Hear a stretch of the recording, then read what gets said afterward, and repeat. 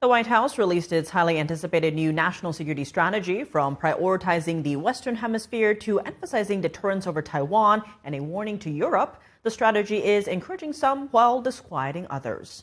Joining us to unpack it all is Dr. Keith Naughton, co-founder and principal at Silent Majority Strategies. Keith, thank you so much for joining us. Now, some are calling this national security strategy a radical departure, including from the one during Trump's first term. How are you reading this document? What changes stand out to you the most? Well, I think it's a long overdue rewriting of America's formal strategy. Our main interests are in the Western Hemisphere, and we do have significant interests in Asia. China and the CCP are the most significant threat to American economic security. So I think that is the correct pivot to do. I think one of the reasons for the aggressive attitude towards Europe is that the United States has been very soft on Europe for 50 years. They've been really freeloading off of American defense. They haven't had to make any difficult decisions. They've engaged in appeasement towards China, Russia, and Iran. And when you do that long enough, eventually reach a breaking point. And I think the Europeans should treat this as a wake-up call to unite and be much stronger in defense of their own interests and to be better allies. They haven't been good allies for the last 20 years. And digging in here, this time China doesn't top the list. Instead, the report lays out the Western Hemisphere, as you mentioned. Previously, it did that as well in 1987, 1990, and 2006. Expanding on your earlier point, what do you make of this emphasis on the Western Hemisphere this time? Well, I think it's intelligent because it feeds into domestic politics. And in the end, American presidents are going to be judged on what happens in this country much more than what happens in other nations. And there's significant problems in the Western Hemisphere. We've got a lot of drug trafficking, an enormous amount of this illegal activity, a lot of smuggling. These transnational gangs are often abetted by government officials, like in Venezuela and local officials in Mexico. That's causing direct harm to this country. It's causing thousands of drug deaths, tens of thousands of drug deaths every year. That's something that should be addressed very robustly and very aggressively. I think that the president is also engaged in negotiation with China over trade. So I think it's smart right now to not raise up the rhetoric when we're talking about China right now. If he can get through these negotiations, then I think that would be a positive thing. When it comes to China, the report says President Trump single-handedly reversed more than 3 decades of mistaken American assumptions about China, namely that by opening our markets to China, we would facilitate China's entry into the so-called rules-based international order. This did not happen. China got rich and powerful and used its wealth and power to its considerable advantage. As for solutions, the document calls for American dominance in key technologies and defense equipment, a strong capital market, and coordination with allies with similar values. How are you reading this? What does this mean for U.S.-China relations going forward? Well, I don't think it would have gone back 30 years, maybe 20 years. I think that the permanent normal trade relations were an enormous mistake. A country the size of China with its population was never going to simply live by Western rules. It's a society and a civilization that's been around for millennia, depending on who does the accounting. But it's got a proud culture.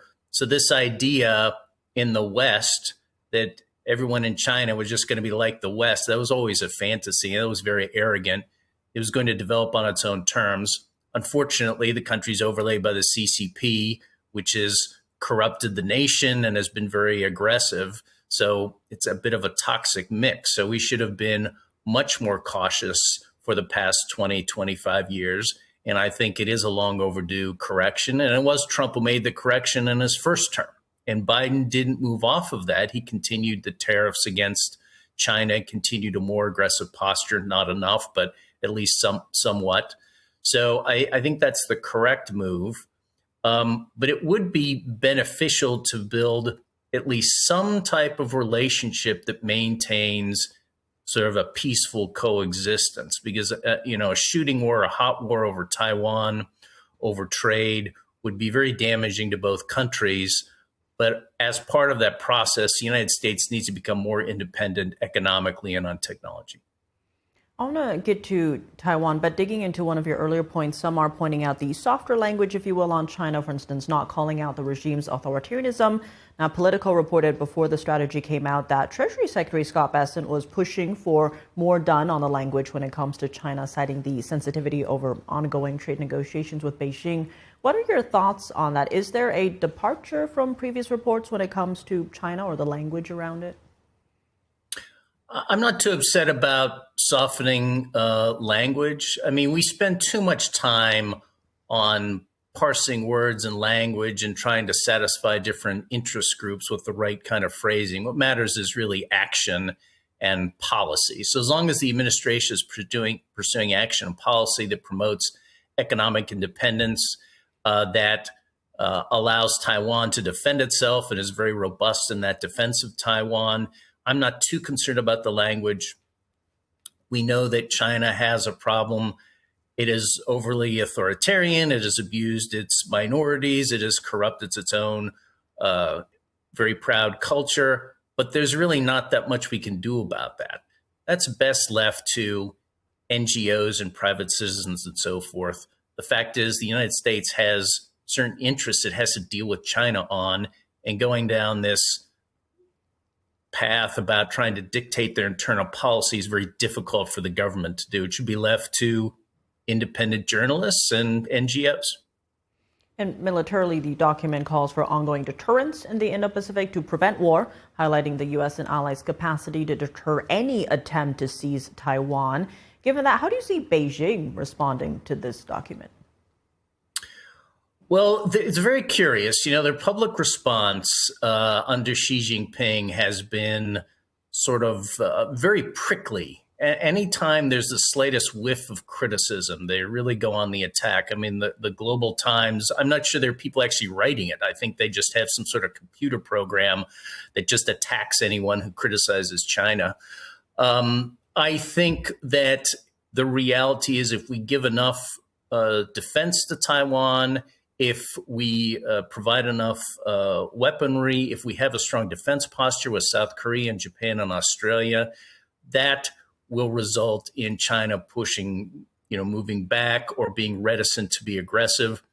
I would like to see the administration be more firm with the Philippines, because right now China is engaged in some horribly abusive actions against the Philippines and some of the sovereign Philippine territory in the Scarborough Shoals. So I think the administration should be more aggressive on that side. But I think it's good that they reaffirm the defense of Taiwan. And Keith, lastly, as for Europe, the strategy lays out what it calls Europe's civilizational erasure due to loss of national identities from immigration and cratering birth rates, saying this is resulting in military and economic stagnation in Europe. How big of a change is this regarding Europe? Well, I think there's some conservative critics that got in the room and decided to insert some of their philosophy into the document. I agree with those opinions. That is a significant problem for Europe. What I would have preferred is something more critical about their lack of unity and their lack of resoluteness in their own defense.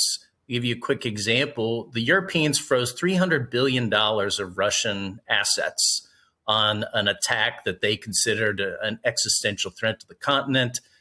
They've been accused credibly of sabotage around Europe, sending drones onto airfields, espionage, et cetera, et cetera. And just recently, they couldn't agree to cash in that money to pay for the damage that the Russians have caused. And they continue to buy their energy, by the way. That's crazy. They're worried about the legal ramifications. I mean, this is not a continent that's serious about its own defense. That's what I would have focused on if I was writing this document. I think that's been a point that's been made elsewhere. But Europe has very little room to criticize the United States when it comes to defense.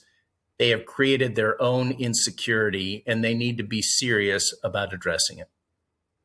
Dr. Keith Naughton, thank you so much for joining us. Thank you.